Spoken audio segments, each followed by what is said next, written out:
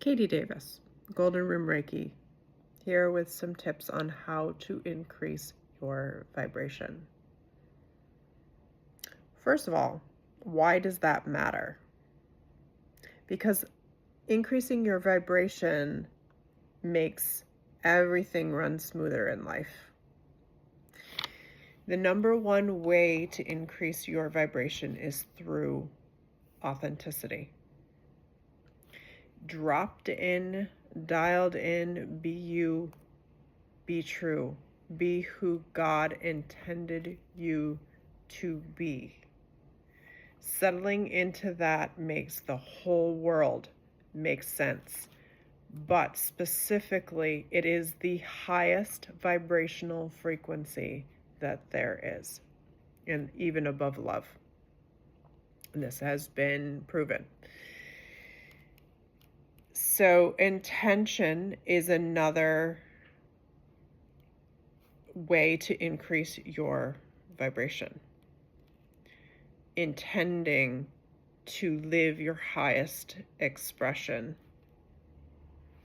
You're putting and directing your energy in a particular direction, and it's forward and up. Right? We want the best for ourselves. That means all of our energy is going to go in that direction. Makes sense. The breath connection is huge. That's something that I strongly emphasize with my practice, is a very strong and clear connection to quality, intentional breath. Breath represents life. So when we're showing up with our breath, we're specifically intending to increase our vibrational frequency, which softens and relaxes the body, but it also opens us to be able to receive more wisdom and answers to life's hardest challenges. So why wouldn't you? Movement, but with intention, right? If I am specifically moving my body with the intent of loving myself deeper, I'm going to have a desired outcome.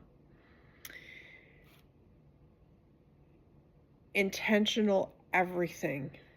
So we're intentionally living with joy. We're intentionally eating. We're intentionally drinking quality water, but also eating quality food items, right? So nutritional excellence. And every time that we place attention on care and love for our vessel, you're prioritizing energy, right? You're saying, this is what matters to me the most. And the universe is like, I got you. And that's how this works.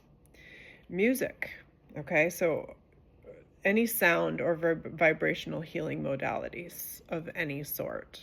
But again, with intention. You listen to something with heavy metal, well, maybe the intention behind that music was of love, but maybe it wasn't. So, it's like fine-tuning what feels right in the body, listening to the music that feels good for you. And again, with anything, like, we are choosing life experiences that are going to maximize our frequency. Nature, something that I strongly emphasize also. Getting outside, because it matters on so many levels. Number one, we are taking in messaging constantly when we are out in nature that reminds us that everything is in perfect order. And our body takes note, and it's like, yes, right? Being near the ocean, for example, strong ions that lull you into this state of relaxation, and the sounds that you're hearing and the sensations, like all of it together, it reminds your body of its true nature, which increases your frequency and vibration for so many reasons. Energetic work. So working with a trusted practitioner for removing dense energies that have collected in the physical body. This happens with life, but it happens with stress. It happens with being in environments that are heavy, toxic, or just busy, right, with life and with people. So the energetic work is very important to clear away the clutter.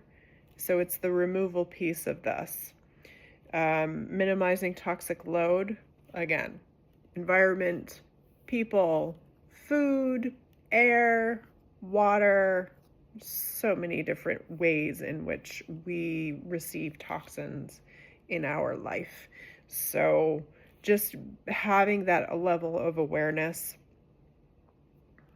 proper rest and sleep for cellular repair, right, and rebalancing, but also the removal of that heavy, dense energy, so that the vessel is prepared and ready to elevate its frequency with these other modalities, right? So the first part is the emptying of the vessel of the energetic clutter. Once we have emptied the vessel, let's say it's through energetic work, Reiki, you're on the table, you're getting cleared out, cleansed, returned back to a renewed state, then breath and light and new energy can enter so that the cells are charged. But that can't happen easily if you are bombarded and loaded with heavy, dense energy, which happens with stressful environments, like I said.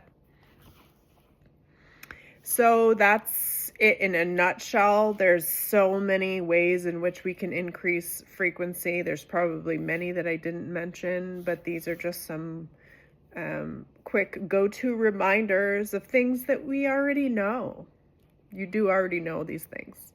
You do know what foods to avoid. You do know what people to avoid, right? That are going to keep you heavy. They're going to make you swirl the drain. You do know these things. I'm here for the reminders. And back to the energetic work. It doesn't have to be me that you go to for energetic work. This isn't marketing for Katie. This is to let you know that there are ways in which we can get healthy. The human body wants to repair itself. And it does so quite easily when you create an environment in which it is easily conducive to healing. We have to remove the obstacles that are in the way. Again, I do feel like energetic work is important. Find a trusted practitioner. There are so many amazing healers in this area. We are so blessed. And I have many clients that see many different practitioners. It's not a contest. This is not a competition. I don't view it that way at all. So I just want you to know that. Only feel love if you want to go try other practitioners and you're a client of mine. It's perfectly okay and it's acceptable. I have many healers.